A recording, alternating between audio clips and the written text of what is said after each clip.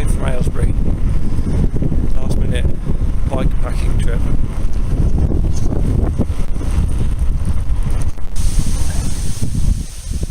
3 miles, that's the boundary of Aylesbury.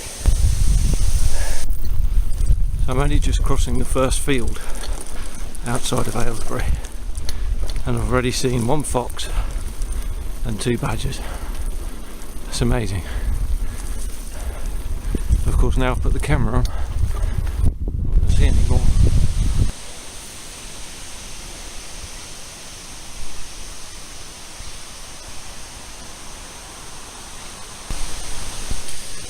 Well, I'm now down at Old Allen's, and I've just picked up a tarp. It's not the tarp I would have liked to have used, but it's the only one I've got. I've left the other one in my work van. So it looks like I might be in for a bit of rain overnight. And it's quite windy, so there's a good chance for a shower blowing through. So I thought I'd better grab a tarp. And I'm now heading off into the wide yonder, beyond Old Allen's. Okay. So, I've left Old Allen's behind me, the comfort and security of Old Allen's, and I'm heading out to a site I've wanted to camp for many years, but I've never been brave enough to do a stealth camp up here, so tonight's a great opportunity to do that. In case you're wondering why I'm puffing away, of course the video won't show it, but I'm going up a really steep hill at the moment, so I'm spinning away in bottom gear, talking to you, pedalling up this hill. Right, I don't mind telling you, I was just at the site I was going to camp at. It's a site of an Iron Age hill fort, and I got turned around in the dark, lost my bearings a bit, and sort of thought I caught a glimpse of a light somewhere in the woods, and like a sort of cigarette type light, and there was a car further down the track, and it sort of fucking creeped me out a bit. So I'm bugging out of here. I'm going back to the safety of Old Allen's. Call me a wimp if you like, but something's not right about this place tonight.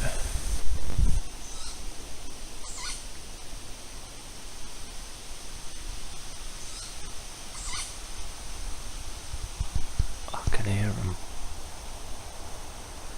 I can't see them.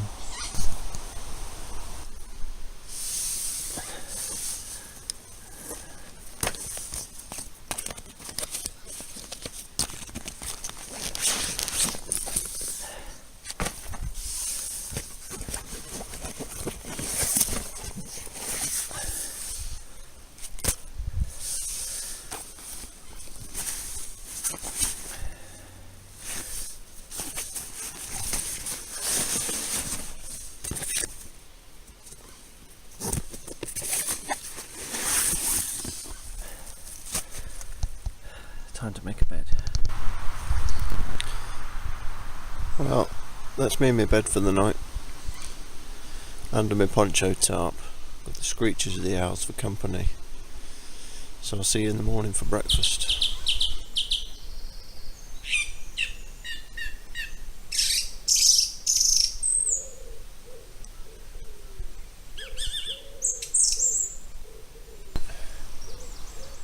Morning everybody. Sunday morning. Properly awake now. Here's the view from the bed.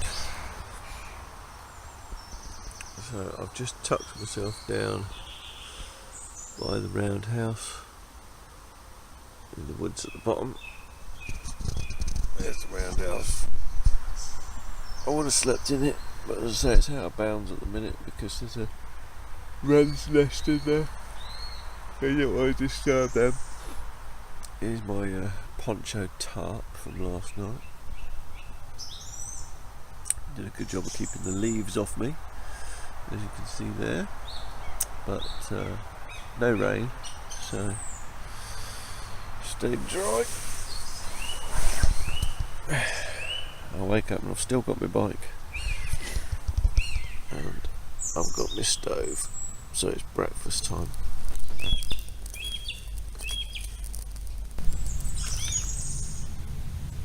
And breakfast this morning consists of tea bag, porridge, which is just dry porridge. There's nothing mixing, there's no milk powder, nothing. So it's going to be water and porridge. I'm probably going to chuck in this Belgian chocolate in there as well, just to make it a little bit tastier. And then a picnic bar, which I may or may not eat with breakfast. Quick tea time. There's the porridge in there now with Belgian hot chocolate. That's going to be a nice mess, isn't it? Chocolate porridge boiling away nicely. Yummy. Sorry, Pete, if you're watching. Couldn't couldn't avoid putting in a yummy.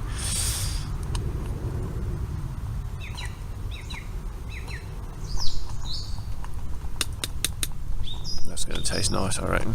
I managed to make myself breakfast and a hot drink with the contents of one water bottle. I've still got a full one there for the ride home, but to be honest, I won't need it.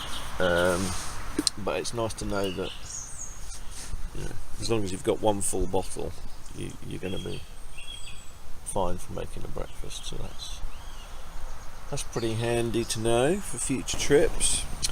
The little Stanley pot and cup set there works well for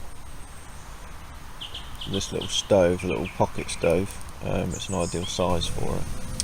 What I've done, I just stuck the pot on with a little tiny bit of water in, just so I can give the little pot a nice little clean out while I'm here, just to limit the amount of scrubbing I have to do when I get home. So what kit have I been using? Well,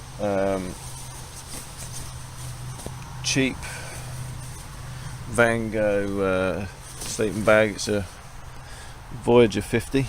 Well, that's upside down, but deal with it. 1 to 2 season sleeping bag, so it's ideal for summer use. So that's it packed down. It's not the smallest or the lightest, but it's okay. There we go. There's your details on it. My sleeping mat is a full length Thermarest trail light. I've had this thing I think over 10 years. But there's the Thermarest rolled up again, as I say, for a full length mat, which is very, very comfortable. That's not too bad size wise, but you can get much smaller, lighter options now. I mean, this is 900 grams, I think. I've never been much of a weight weenie, but I've sort of started to realise that actually it's quite handy to have real lightweight kit, so I'm sort of slowly getting a more lightweight setup. So my bivvy bag, if you can call it that, I've just bundled up there, is the outer, waterproof outer from a Polish army sleep system. I say waterproof, it's got a big zip around the outside which isn't waterproof, but I mean that was combined ground sheet and protection for the sleeping bag, etc. last night, and did a good job. So that's the bike all packed, and I am ready to head off home. As you can see, all that kit fitted quite nicely into those two little panniers on the back there, which are strapped on, just to hold them down with that bungee, and then just tied on with some cord here. I mean, it's very Heath Robinson, but hey, guess what, it kind of worked, and we did a bit of proper off-road last night, so I'm pleased with how that performed actually. Thanks for watching, everybody. Hope you enjoyed this. I know I had a good time, and yeah, I hope you enjoyed it too. So, all being well, I'll see you again soon, and whatever you're doing, have fun, enjoy yourselves, and be safe.